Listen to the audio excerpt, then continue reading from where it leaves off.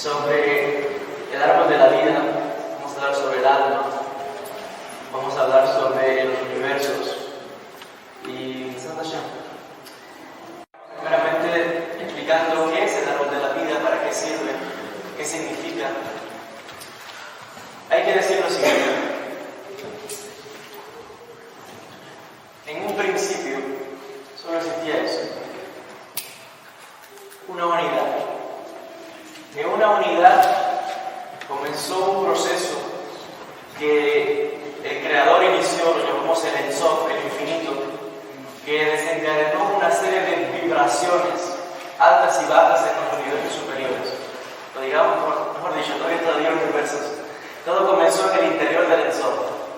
Esas vibraciones con el tiempo dieron lugar, transformaron en lo que hubo una colisión, lo que llamamos Sina de Carnot, de la lámpara de oscuridad, un momento que también se conoce como Shevirat Kelim, la cultura de las vasijas, que dio lugar a la transformación de las vibraciones en energías. Luego esas energías fueron descendiendo y a medida que iban descendiendo iban teniendo lugar procesos creativos. Esos procesos creativos, que no es más que la extensión de la divinidad de Dios, de esa energía, a todos los diferentes universos y planos espirituales hasta llegar al mundo en que habitamos, el mundo físico, el mundo material. Lo llamamos el universo de Asia, como les voy a explicar ahora.